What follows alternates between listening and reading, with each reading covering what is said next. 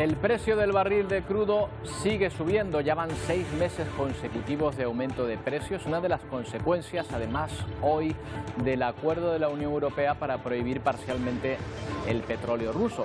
La Unión ha acordado reducir el 90% de las importaciones, a eso hay que sumarle que la OPEP no va a aumentar tanto la producción como había pedido Europa. El Banco de España calcula que este cierre comercial va a afectar al Producto Interior Bruto español, que será más reducido y además aumentará la inflación. Con todos los efectos en nuestro país serán más reducidos que en otras economías, pues no dependemos tanto del petróleo ruso.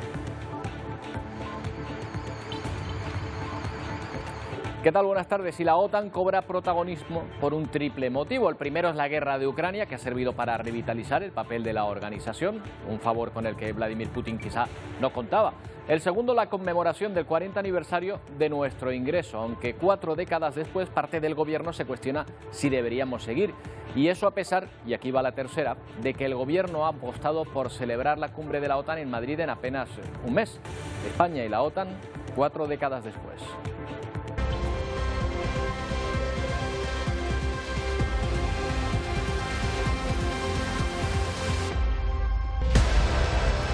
Sin olvidar un aspecto importante en este aniversario que hemos celebrado en estos días, las palabras del rey de España, recordando a la OTAN que no debe olvidar su flanco sur por culpa de la guerra de Ucrania. Un mensaje para proteger los intereses de nuestro país de las amenazas que pueden provenir del continente vecino. No estaría de más recordar cuáles son y por qué España considera conveniente resaltarlo.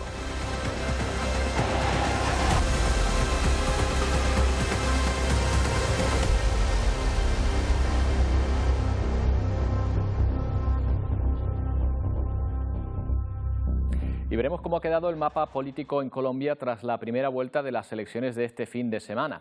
A la segunda vuelta acuden el socialista Gustavo Petro y el candidato populista Rodolfo Hernández. Una sorpresa la de este último, con un discurso antisistema, su eslogan es contra la robadera, y una hábil campaña en redes. El viejito del TikTok, como a él le gusta llamarse, tiene posibilidades de hacerse con la presidencia del país. Y también vamos a ir hasta Shanghái, donde van a ver cómo las vallas que dividen las calles, que encerraban a todas las personas en sus edificios, empiezan a retirarse, ven la luz después de 2 meses de confinamiento duro, sin apenas poder salir de sus casas, viendo como muchos de sus 26 millones de habitantes eran llevados obligatoriamente a centros de infectados, donde se les aislaba en condiciones precarias. A partir de mañana se espera que vuelvan a la calle, aunque se mantenga una estrategia de COVID-0. Nadie garantiza que no vuelvan a ser encerrados de nuevo. Bueno, veremos cómo está la situación en Shanghái, pero también se cumplen 100 días de guerra en Ucrania. Rusia no da respiro en la zona del Donbass y además vuelve a bombardear ciudades donde se había retirado semanas atrás, como Kharkov. Pese a la aparente superioridad del ejército ruso, el presidente ucraniano Zelensky insiste en que el ejército de Putin terminará deponiendo las armas. Los bomberos tratan de extinguir varios incendios en zonas residenciales al norte de Kharkov. Las bombas vuelven a caer sobre esta ciudad al este de Ucrania. Varios misiles impactan sobre la aldea de Sukovki, al norte de la ciudad, provocando una decena de heridos. Es el tercer mes que vivimos esto. Todo el mundo tiene miedo de venir aquí. Trabajadores de ayuda humanitaria, ambulancias. Nadie quiere venir a nuestro pueblo, asegura este vecino. A pocos kilómetros de este punto, 2 personas resultan heridas en el pueblo de Sirkuni tras explotar un proyectil en esta vivienda. Esta creciente ofensiva rusa en Kharkov vuelve a provocar la huida de residentes de sus hogares. Estamos bajo ocupación rusa, toda la población. Están disparando, hay bombardeos, asegura Lyudmila. Espero volver a casa, a mi lugar, y que siga siendo parte de Ucrania, porque no quiero vivir bajo control de los ocupantes, comenta Vitalia. Decenas de guaguas los conducen hacia lugares más seguros del país. Ucrania sigue tratando de contener el avance del ejército ruso en el Donbass, concentrando más material militar. Zelensky lanza un mensaje de optimismo. Paso a paso estamos liberando nuestra tierra y acercándonos al punto donde Rusia tendrá que deponer las armas, contar todos sus muertos y pasar a la diplomacia. Definitivamente tendrá que hacerlo, asegura el presidente ucraniano. Mientras, las familias de los combatientes que se rindieron en la planta de Azovstal exigen a Rusia que los trate de acuerdo al derecho internacional. Kiev sigue trabajando para realizar un intercambio de prisioneros.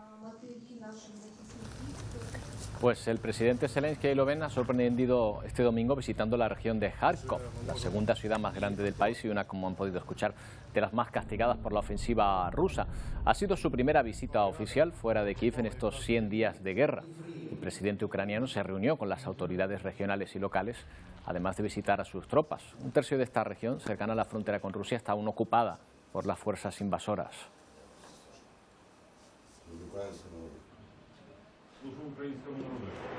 Bueno, otra noticia que tiene que ver también con este asunto. Ahí tienen a los ganadores de la última edición de Eurovisión, que han subastado los dos símbolos de su victoria en el festival para recaudar fondos que se van a destinar precisamente al ejército de su país.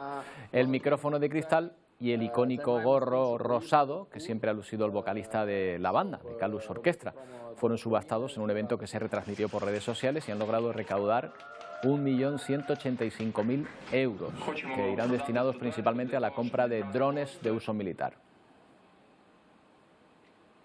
Hay que lamentar también la muerte de un periodista, otro más, un periodista francés, esta vez que cubría la guerra en Ucrania. Murió en un bombardeo este domingo en la región de Lugansk.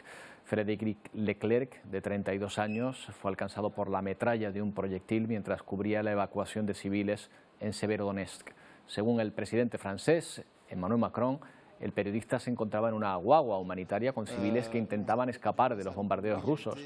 Desde el comienzo de la invasión rusa, al menos 8 periodistas han muerto dando la información sobre ese conflicto, según un recuento de Reporteros Sin Fronteras.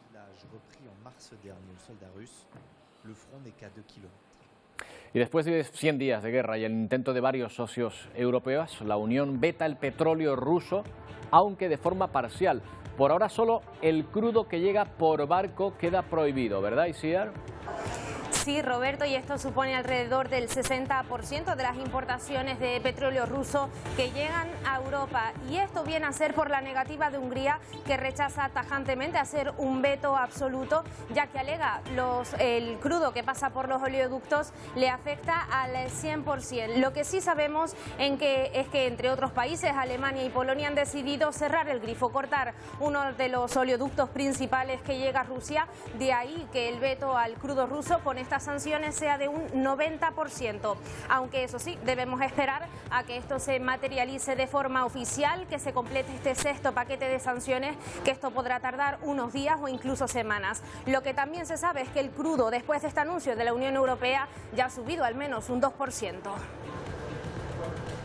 Después de un mes buscando la forma de hacerlo.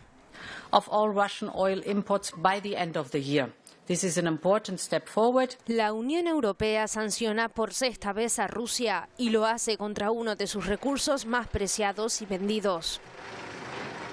Veto al petróleo, aunque es solo el que llega por barco. Ante la negativa de Hungría, de momento sí se permite el enviado por oleoductos y del que este país depende al 100%. Mientras, otros países como Alemania o Polonia, que también emplean oleoductos, dan un paso más allá y anuncian que dejarán de usarlo. Son 2/3 de petróleo por mar añadidos a este crudo por tierra. Así, el embargo aumenta hasta el 90% de las importaciones. Un sexto paquete de sanciones que podría ver la luz estos días. Además, excluiría del sistema SWIFT a otros 3 bancos y prohíbe la emisión de más cadenas de televisión rusas. Una de las primeras consecuencias de la masacre del colegio en Texas, que acabó con la vida de 20 personas, curiosamente no ha tenido lugar en Estados Unidos, sino en el país vecino, en Canadá. Ante el repunte de delitos cometidos con armas de fuego y tras esa matanza del centro escolar tejano de hace solo una semana, Canadá ha decidido presentar medidas para regular la compraventa de pistolas y todo tipo de armamento. Lo ha anunciado su primer ministro, Justin Trudeau, este mismo lunes. El primer ministro de Canadá anunció este lunes la presentación de un proyecto de ley que limitará la posesión de armas de fuego en todo el país. Ya no será posible comprar, vender, transferir o importar armas de fuego en ningún lugar de Canadá. En otras palabras, estamos limitando el mercado de pistolas. El propio Trudeau ha asegurado que en el caso de aprobarse esta nueva legislación se perseguirá el contrabando y el tráfico de armas, aumentando las sanciones penales máximas. Además, los cargadores de armas largas, a pesar de que cuenten con los permisos pertinentes, no podrán contener más de 5 cartuchos. Estas son acciones que médicos, expertos y jefes de policía han estado solicitando desde hace años y estamos siguiendo sus consejos.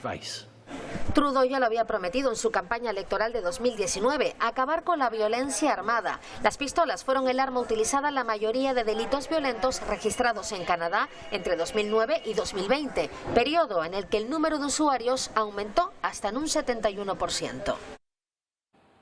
La guerra de Ucrania ha tenido y tiene grandes efectos en la economía, también en la OTAN, la alianza militar que parece reforzarse con este conflicto. Ayer se celebraban en Madrid los 40 años de la entrada de España en esta organización. En ese acto, Pedro Sánchez, el presidente, anunciaba su intención de elevar el gasto militar ante la nueva amenaza de Rusia. También el rey Felipe VI destacó que no hay que olvidar otros frentes, como puede ser el terrorismo yihadista, hablando de nuestro flanco sur. Las amenazas emergentes se suman a las convencionales, los nuevos desafíos a los tradicionales. También requiere que la Alianza preste cada vez más atención a los desafíos de la Dirección Estratégica Sur, donde el terrorismo de matriz yihadista amenaza directamente a nuestras sociedades.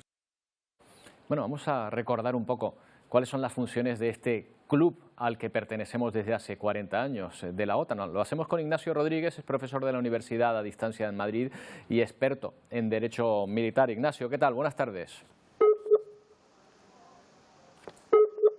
Vaya, pues justo cuando estábamos a punto de hablar se reconecta el sistema. Bueno, pues estamos hablando, necesitamos un poquito de tiempo nada más para recuperar esta comunicación con Ignacio Rodríguez para hablar precisamente del papel de la OTAN en estos 40 años que están celebrándose justo ahora. Ignacio, ahora sí, buenas tardes. ¿Qué tal? Muy buenas tardes, Roberto. Es un placer estar con vosotros hoy en el día de hoy. El placer es nuestro. Gracias por atendernos. Ignacio, sin Unión Soviética, sin Guerra Fría, la OTAN parecía casi de otros tiempos, pero ha venido la guerra de Ucrania a revitalizarla, ¿no?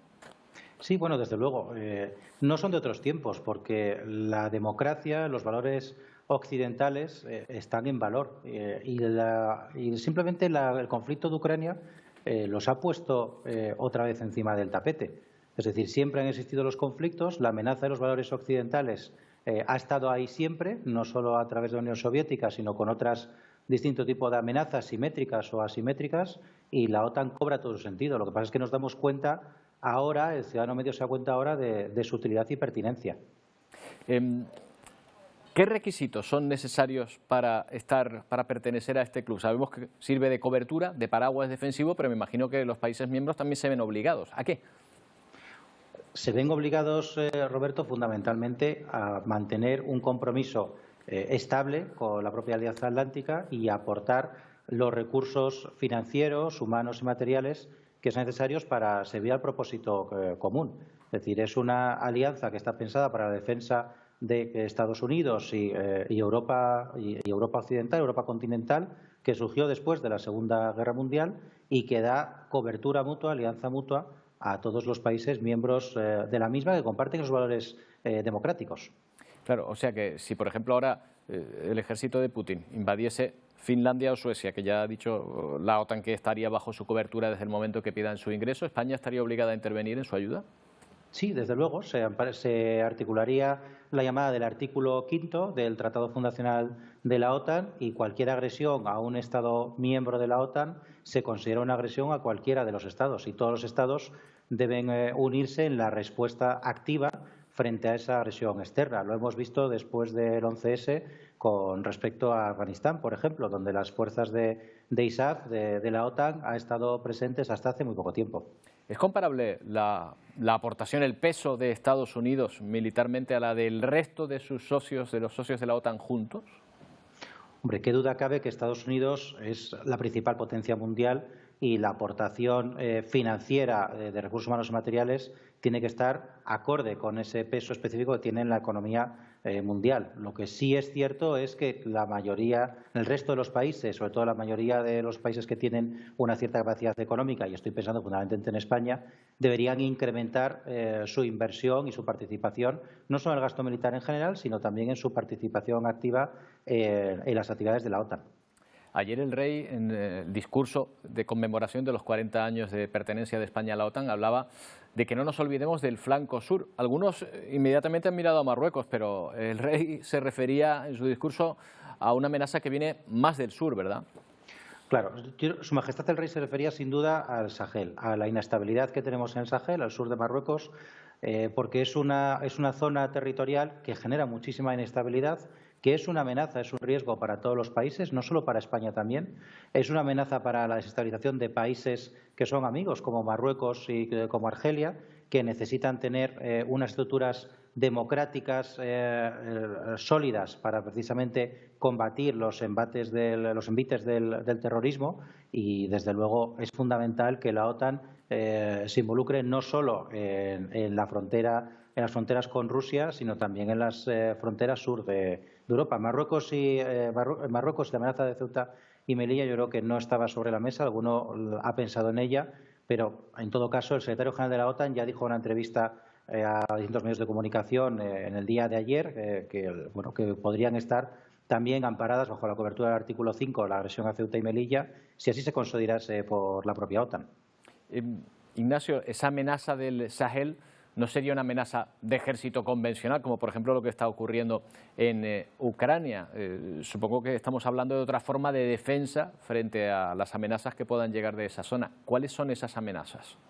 Bueno, las amenazas son la desestabilización en forma de actividades terroristas, la desestabilización en forma de mafias organizadas de tráfico de personas, de tráfico de estupefacientes, que es como se financian, de tráfico ilícito de armamento, y que todas estas actividades mafiosas y terroristas que hacen este tipo de organizaciones son claramente desestabilizadoras y pueden llegar a introducirse elementos terroristas, como ya sucedió en ocasiones anteriores, pues en territorio OTAN. Ignacio Rodríguez, muchas gracias por esta charla, por explicarnos, por hacernos un dibujo de cómo funciona esta organización. Gracias por atendernos. Muchas gracias a ti, Roberto. Que tengáis buena tarde. Un abrazo. Bueno, una pausa para la publicidad y volvemos enseguida. Aún tenemos muchas cosas que les interesan contarles. No tardamos.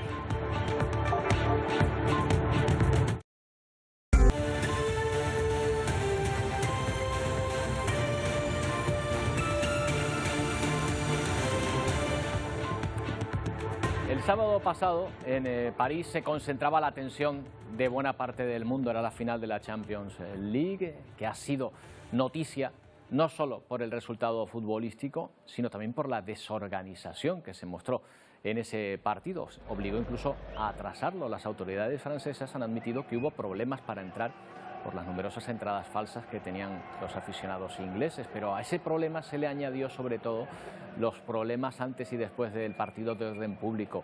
Hubo robo a las aficiones por parte de personas, dicen los medios, que del entorno de esa localidad donde se ubica el estadio de Saint-Denis, que muchos de esos jóvenes también intentaron entrar en el partido. Hubo altercados en las afueras también entre los aficionados ingleses y españoles, pero son muchos los que denunciaron sensación de inseguridad. Los problemas en Saint-Denis han vuelto a poner de relieve el problema en Francia con la integración de algunos de sus barrios, que se han convertido en guetos, donde a veces la policía ni siquiera se atreve a mantener el control.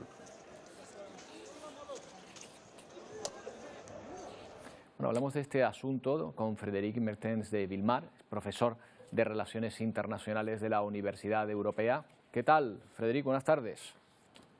Bonjour, buenas tardes. Bueno, nunca pensamos que el estadio de Saint-Denis, que concentra la atención, las grandes ocasiones futbolísticas, la atención mundial, estuviese en una zona marginal. No sé si es así, ¿nos podría describir un poco dónde se encuentra este estadio? Bueno, este estadio está en casi la periferia de París. Está, digamos, más allá de, digamos, el cinturón el cinturón de una ciudad ostentatoria, llena de museos, de tiendas de lujo, de alojamiento, de casas o viviendas carísimas, con medios de comunicaciones bastante fluidos. Y más allá del estadio de París, pues es son los barrios periféricos donde tenéis zonas con altos inmuebles. En general son lo que equivale aquí los VPOs, son viviendas de protección oficial francesas en estado que a veces deja de desear, y donde tenemos concentraciones humanas de población que vienen de la inmigración legal y no legal. Claro, entonces nos encontramos con una ciudad de postal, por así decirlo, ¿no? que es el París que todos conocemos, el que a todos nos gusta, y de repente zonas en las que la policía aparentemente, no sabemos si esas crónicas son ciertas, muchas veces ni siquiera se atreve a entrar. Sí, pero esto no me sorprende en absoluto, ¿no? Yo he vivido hace ya casi 20 años en el sur de Francia, en una ciudad llamada Aix-en-Provence, que es una ciudad idílica, muy clásica, donde en apariencia no hay ese tipo de población, y con todo lo que lleva con problemas. Pero a las afueras de esa ciudad, que está a 30 kilómetros de Marsella, hay barrios donde la policía no viene. Pero si la policía no viene es porque tampoco hay presencia de los servicios públicos, correos, ambulatorio, ni siquiera transporte público. Y entonces a partir de ahí efectivamente tenemos el fenómeno del gueto. Claro, hay un fenómeno en el cual la integración se hace difícil, pero ojo, aquí claro, el esfuerzo de integración tiene que venir primero por poner los servicios públicos adecuados, ¿no? ¿Dónde está el problema, en su opinión? El problema es de varios, es que no hay un problema, son varios problemas y que hay que solucionar al mismo tiempo. Si no tenemos servicio público ahí, no es porque no estaban, es porque estaban, y la administración decidió descentralizar. ¿Por qué? Porque a lo mejor no hay afluencia, porque no es operativo en el barrio donde está. Tampoco, esa es una problemática. La otra problemática pues viene también de la propia población que está ahí. Hay dificultades de aceptar o integrar las normas que se aplican en el territorio. Puede ser normas de tipo nacional, pero como tipo local.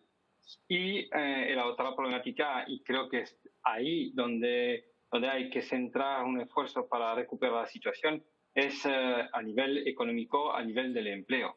A partir del momento en que tenemos una población, en general es una población bastante joven, totalmente desconectada del mundo del empleo o del mundo de la educación, que no ve ningún futuro sino en el tráfico a pequeña o media escala, tráfico de todo tipo, en general es droga, claro, en una cierta medida.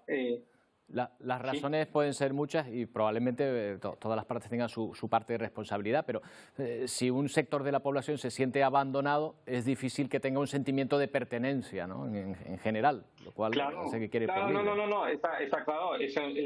Pero la cuestión es que la cuestión de la integración viene de ambas partes. No es solo por parte de la administración pública, porque si la administración pública ofrece los medios tal como lo ofrece al resto de la población, pero que esa minoría, entre comillas, no acepta las reglas del juego, es decir, pues de acuerdo, tenemos una piscina municipal accesible a todas y todos, y no hay motivo para establecer un horario específico para las mujeres o permitir el burkini en la piscina, porque ahí hacemos de un derecho o de un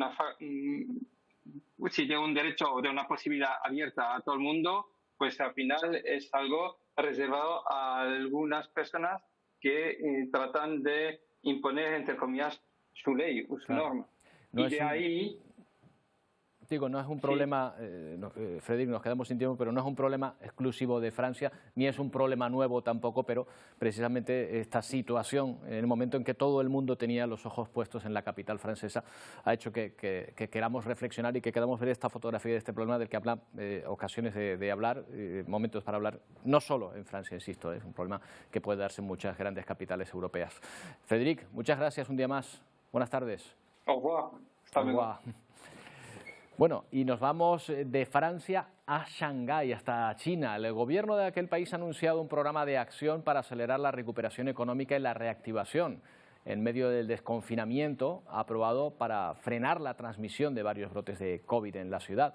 A partir de mañana, 26 millones de personas podrán recuperar la normalidad tras más de 2 meses encerrados en sus viviendas. Se acabó el encierro para 26 millones de personas en Shanghái y por ello han comenzado a quitar vallas y precintos en los edificios de gran parte de la ciudad. A partir de mañana se podrá pasear, acudir a la peluquería o incluso hacer alguna compra en los centros comerciales. También se reanuda el transporte público y se elimina la obligatoriedad del teletrabajo. Estoy encantado porque hemos estado varios días encerrados, celebra este residente.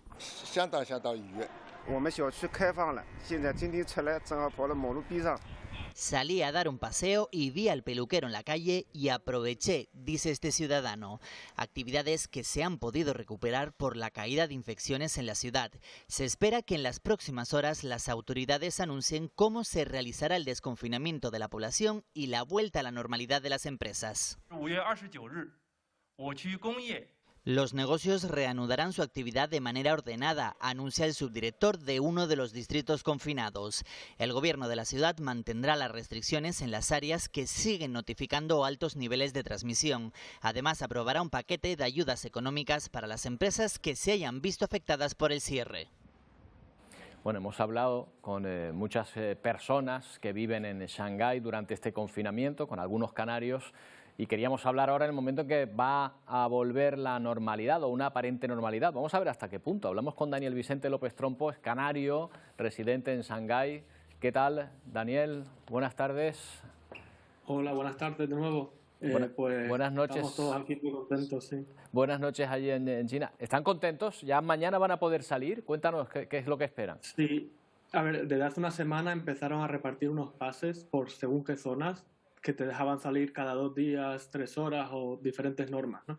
Entonces hemos podido pasear de vez en cuando. Pero hoy esta tarde que hemos paseado también con un amigo que fui por ahí y hemos visto que ya hay un montón de gente en la calle e incluso vimos alguna cafetería que había abierto, que en teoría no se podía hasta mañana, pero a lo mejor, claro, como nadie va a venir a cerrarte porque ya en 6 horas vas a poder abrir, no sé, parece como que la gente ya tenía ganas de salir a la calle. Claro, los colegios, por ejemplo, las escuelas también siguen sin abrir, llevan todo este tiempo cerrados o ya han empezado también a abrir sus puertas. Los colegios y escuelas tengo entendido que empezarán a abrir a lo mejor a mitad de junio, porque irán después de que ya empiece a abrir los restaurantes y las oficinas y todo lo demás. La pregunta es inevitable, Daniel, ¿ya sabes lo que vas a hacer en cuanto mañana les dejen salir de casa? Me imagino que una visita al supermercado habrá que hacer, seguro, para llenar la despensa, pero aparte de eso... Pues ir a la calle y ver lo que hay abierto, a ver qué se puede hacer, porque tampoco sabemos si de repente los restaurantes se van a atrever a abrir o no, pero si hay algún restaurante de comida europea, no me importaría ir a probar mañana la cena. A celebrarlo de la forma que sea. ¿Queda mucha gente recluida en estos centros donde llevan a los contagiados, a los que tienen peligro de contagiarse, o ya han cerrado también esos centros? En teoría han ido cerrando centros y llevamos, creo que hay como unos 800 o 500 casos solamente, o sea, eso debería ser nada comparado con lo que había hace 5 semanas. Y fuera de los centros de cuarentena llevamos casi 10 días, creo que dicen que hay 1 caso o 0 casos casi todos los días. Daniel, la estrategia de COVID-0 de China, lo cierto es que con la primera variante, con la cepa original, pues fue un éxito. De hecho, ustedes allí hacían vida casi normal comparado con lo que ocurría aquí en Occidente. Ahora, con las nuevas variantes, pues esa estrategia les ha puesto en una situación muy difícil. Visto lo visto, ¿crees que ha valido la pena esa estrategia? No sé, porque tampoco sabemos si de repente en 2 semanas va a haber 500 casos de nuevo de Omicron, porque tal cual es, si hay una persona que está infectada y no se detecta, imagínate que dentro de una semana empieza a infectar y volvemos a lo mismo en un mes. Entonces, hasta que no veamos la realidad y la nueva normalidad y cómo funciona, yo no me quiero creer tampoco que vamos a ser libres todo el verano. Claro, hay que tener en cuenta que la variante Omicron aquí era muy contagiosa, pero también hay que decir que menos grave. Para un ciudadano medio, ¿la cobertura sanitaria china es comparable a la de aquí? No, de hecho pública, aquí por lo menos. La sanidad pública se paga, el precio es reducido en teoría, y tu empresa mete un dinero en una cuenta como si fuera una cuenta de salud, y con ese dinero, con esa tarjeta, podrías pagar el hospital hasta que se gaste. Pero aquí en Shanghái, afortunadamente, los hospitales son bastante decentes, pero por lo que he escuchado de amigos y eso, en otras capitales, en otras provincias, es bastante deprimente ir a un hospital. Claro. Y no sé, los extranjeros normalmente vamos a hospitales privados porque nos los cubren los seguros que nos da la empresa. Entonces, claro, eso es un más nivel tipo europeo o americano, claro. Bueno, pues Daniel, yo espero que mañana en esa comida, en ese restaurante al que vayan a ir, pues por lo menos uno de los brindis sea por los canarios que estamos aquí deseando que termine cuanto antes ese encierro, que por fin mañana termina. Y que no vuelva, ¿eh, Daniel? Sí, por supuesto. Sí, claro, si se puede, a celebrar, y nos acordaremos de toda la gente de Canarias que nos ha apoyado y que se ha preocupado por nosotros, claro. Claro que sí. Muchas gracias por atendernos de nuevo. Mucho ánimo. Muchas gracias. Hasta luego. Bueno, pues ahí está. Ver la luz, ya sabemos nosotros perfectamente lo que es después de muchas restricciones. Lo que pasa es que las restricciones que han pasado en estos 2 meses ahí en China han sido durísimas, se lo hemos ido contando. Y un apunte de nuestras islas. Esta mañana llegaba una patera al puerto de La Restinga, en el Hierro, lo hacía al filo de las 9 y por sus propios medios. La embarcación salió de Mauritania hace 6 días. A bordo había 46 personas atendidas en el muelle, donde se pusieron en marcha varios recursos sanitarios y de seguridad. Están en buen estado de salud, serán acogidas en la antigua vivienda de la delegación del gobierno en Valverde. La última embarcación que había llegado a la isla fue el pasado 27 de marzo. No ha sido la única, ¿eh? Esta madrugada llegaban otras 66 personas al muelle de la Cebolla en Lanzarote. 5 tuvieron que ser trasladadas a un centro sanitario. Al sureste de Gran Canaria, anoche también era localizada otra embarcación con 49 personas, entre las que se encontraban 4 mujeres y un bebé. Desde el sábado, Salvamento Marítimo ha asistido a 393 personas.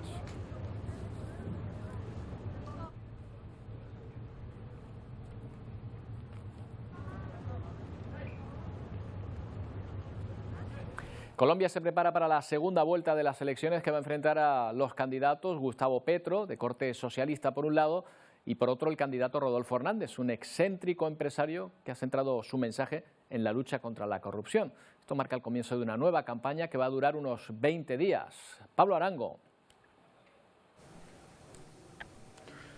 Hola, ¿qué tal? Un saludo para todos desde Bogotá, Colombia. Efectivamente se cumplió la primera vuelta presidencial en nuestro país, que deja 2 candidatos en la contienda electoral. El primero es Gustavo Petro, que no genera sorpresas, que lideraba las encuestas y que obtuvo el 40% de la votación con más de 8.500.000 votos. Les hablo un poquito de Gustavo Petro.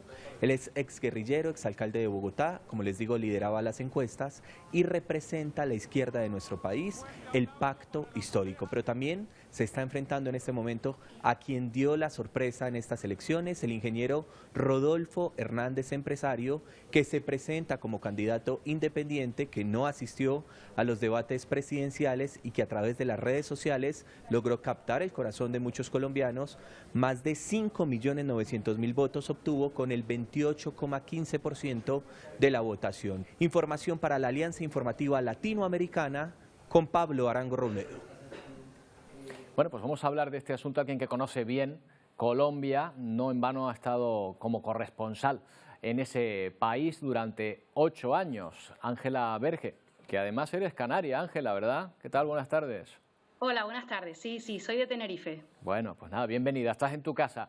Ángela, llegan a Colombia dos candidatos, uno de corte socialista y otro con un discurso, ya me dirás tú si antisistema. Se acabó la robadera, creo que es uno de sus principales lemas, y al que le gusta que le llamen el viejito de TikTok. ¿Esta de Rodolfo Hernández es una sorpresa o se veía venir? No, realmente todas las encuestas daban como favorito claro a Gustavo Petro, que además es conocido, es decir, es senador. Si analizamos un poco de la trayectoria de Gustavo Petro, lleva 25 años vinculado a la política colombiana. Fue miembro de la guerrilla del M-19, ha sido senador, es alcalde de Bogotá. Por esa parte, Roberto, estaba más o menos claro, ¿no?, que él iba a ser uno de los candidatos que iba a salir de esta primera vuelta. De hecho, uno de los lemas era el cambio en primera, es decir, intentar que sabemos que Colombia tiene dos vueltas, si un candidato no consigue la mayoría simple, es decir, la mayoría más un voto. Petro no lo consiguió, entonces ahí sí saltó la sorpresa, porque yo creo que casi todo el mundo esperaba que fuese Fico Gutiérrez, que es exalcalde de Medellín y que tenía también unas cifras muy alentadoras, y porque tiene detrás toda pues la maquinaria tradicional de los partidos de derecha. Entonces, en cuanto a Rodolfo Hernández, a mí la verdad es que me interesa analizar a este personaje, vamos a llamarlo así, porque es que cumple todas, pero una por una, todos los elementos que cumplía Trump. De hecho, se le llama el Trump colombiano. Se presenta como outsider, ¿no?, pero fue alcalde de Bucaramanga, es decir, no es un nuevo dentro de la política.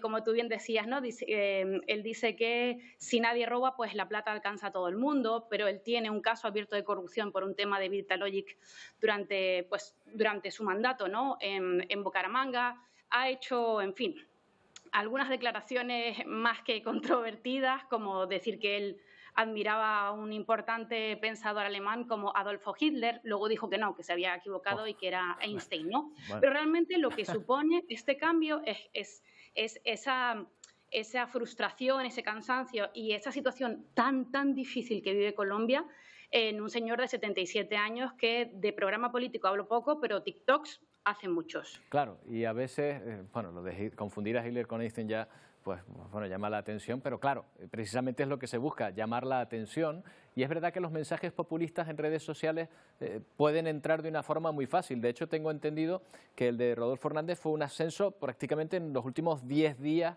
de campaña, y gracias precisamente a TikTok y a las redes. Claro, y ahí tendríamos que analizar realmente las narrativas de los medios, tanto nacionales como internacionales, por esto de no catalogarlo, ¿no? Como él no está dentro de, ya te digo, los partidos tradicionales, imagínense, ¿no?, pues el PP y el PSOE en Colombia, no está dentro de pues el Centro Democrático, pero realmente si analizamos los sistemas electorales en toda América, en América del Norte, la Central y el Sur, realmente el sistema electoral es mucho más personalista que de partidos. Tú votas a la persona, realmente te importa menos el partido que esté detrás.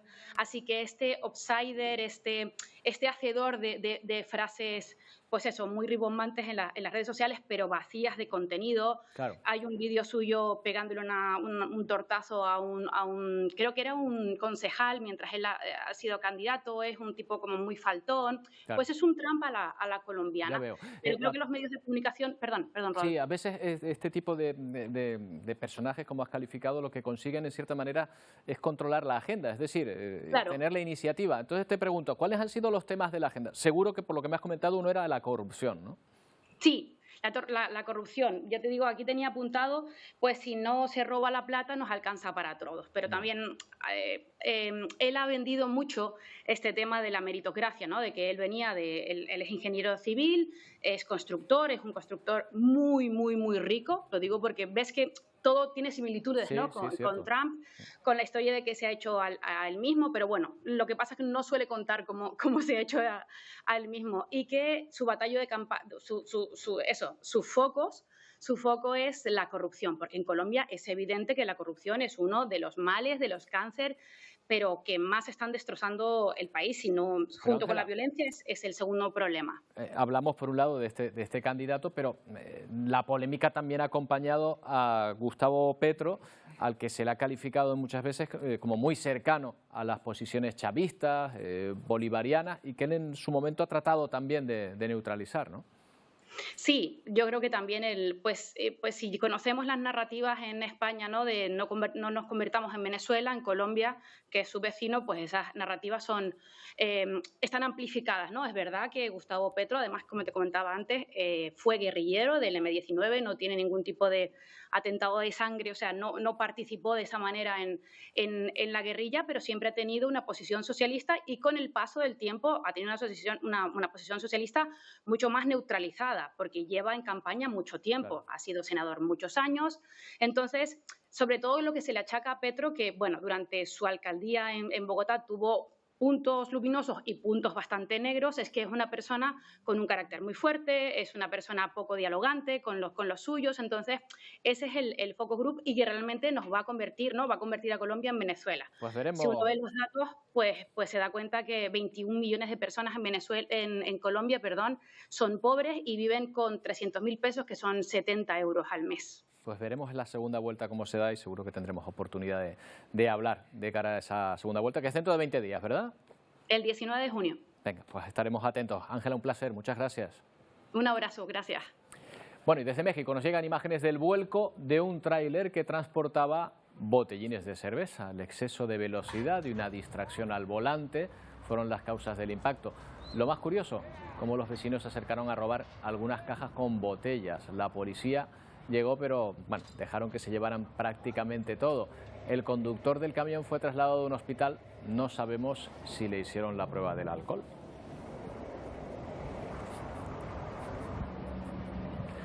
Bueno, pues se ha hecho viral también un vídeo en el que se ha visto cómo la policía intenta rescatar a un niño en Brasil. Había quedado atrapado en una taquilla y la madre estaba en el cajero cuando el pequeño decidió esconderse en ella. Claro, miren dónde se metió. Ya no podía salir, así que su madre tuvo que llamar a la policía. Finalmente lograron sacarle abriendo la puerta con una palanca. Solo quedó en un susto, sobre todo, ya lo suponemos para la madre. Bueno, para muchos niños y niñas ir al colegio es complicado en muchos países de América Latina. La inseguridad y la lejanía de los centros escolares de sus viviendas pone en riesgo que puedan recibir clases. Pero en Cotopaxi, en Ecuador, un niño de 8 años tiene un transporte casi espacial. Joel y Benjamín van juntos cada mañana al colegio. Antes, Joel iba solo y tardaba más de 1 hora en recorrer los 15 kilómetros que separan su casa de la escuela. Pero con la ayuda de su llama Benjamín consigue llegar a clase en tan solo 30 minutos. Porque que vaya a la escuela. También los acompañan Princesa y Pelusa, que vigilan que no se pierdan a las 6 de la mañana por las montañas de Cotopaxi. Mientras Joel en el aula aprende la lección del día, fuera Benjamín disfruta de un auténtico buffet después del esfuerzo realizado. Le gusta jugar e involucrarse, trabajar en trabajos cooperativos. Y una vez acaban las clases, emprenden el retorno a casa, donde este pequeño de 8 años, después de hacer los deberes, ayuda a la familia con las ovejas. Ayudan, se sembrar papitas, a contar roquitas, hace todo, ayudamos. Wow. Campos, así vivimos todos. Joel espera que al cumplir los 9 años le regalen un balón para jugar al fútbol, pero por si acaso abraza con fuerza a su amigo para que no se apague la llama. Bueno, el pasado año, en 2019, un total de 9 millones de personas fallecieron a causa de la contaminación. Unas cifras que no han variado desde el último análisis realizado en 2015, llevado a cabo por la revista británica especializada en temas médicos de Lancet. Los países de ingresos económicos bajos son los que más sufren las consecuencias, siendo la mala calidad del aire la responsable de la mayoría de muertes prematuras en todo el planeta. La contaminación del agua, la presencia de plomo, los riesgos laborales tóxicos completan la lista de factores que contribuyen a este alto índice de decesos por contaminación. Hablamos con Miguel Aguado, que es divulgador ambiental. ¿Qué tal, Miguel? Buenas tardes. Hola, muy buenas tardes, Roberto. Bueno, hablamos de 9 millones de muertes. Estos son más, por ejemplo, que las que ha causado el COVID, pero las del COVID están contabilizadas perfectamente. Me imagino que estas son una estimación, ¿no? Claro, porque en el fondo, fíjate que decir, nadie se muere de un, si me permites el término, de un contaminazo. No, Exacto. No es de repente una entrada así, sino que lo que está afectando directamente a personas vulnerables, personas que tienen problemas de salud, problemas respiratorios, problemas de otro tipo, personas mayores, y que la contaminación lo que hace es provocarles la muerte, digamos, sin que fuera ese el paso siguiente, para entendernos. Y lo vemos claro. En periodos de estos en los que hay poco viento, la contaminación está sobre la gran ciudad, las urgencias hospitalarias están hasta arriba de personas con problemas respiratorios y de personas mayores. Lo que hace la contaminación es provocar una muerte que no tenía por qué provocarlo, pero no te cae una contaminación encima de repente. Por eso es más difícil de contabilizar, pero también hay otro tipo de añadidos. No solamente están las muertes, sino aquellos problemas respiratorios que se agravan, asmas, etcétera, y que tienen peor calidad de vida precisamente por ello. La contaminación del aire, por lo que me cuentas, es el principal factor entonces, ¿no?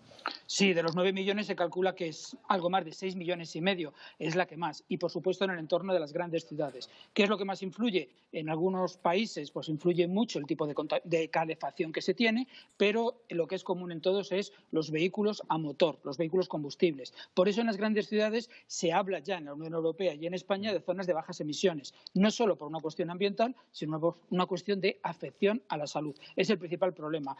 Frente a ello, transporte público, andar si es posible, etcétera. Y, por supuesto, los vehículos eléctricos que tienen esa ventaja, no emiten, no tienen esas emisiones que son un gran perjuicio para la salud.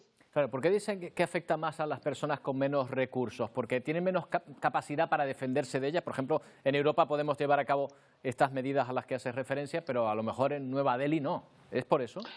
Claro, efectivamente, que en los países más pobres, las grandes capitales, además han tenido un crecimiento desmesurado en los últimos 15, 20 años, con lo cual no hay un ordenamiento como París ha crecido, Londres ha crecido, Madrid, Barcelona, digamos, nuestro entorno más, pero ha crecido de una forma, aunque nos parezca descontrolada, mucho más ordenada. En otros países del tercer mundo se ha multiplicado por 10 o por 20 la población y eso tiene un ordenamiento muy caótico. Y luego también es muy importante que donde menos recursos hay, menos recursos sanitarios para todos. Es decir, que ya no es solamente que te afecte como tal, sino que además puedas tener una buena atención sanitaria en este caso. Claro, aquí volvemos a ver como un planeta a dos velocidades, digamos, una parte del planeta muy mentalizado frente a esta contaminación y de cualquier otro tipo y donde se están llevando a cabo medidas, y otra parte que no quiere o no puede llevarlas a cabo y que sigue contaminando y, claro, me imagino que también sufriendo las consecuencias.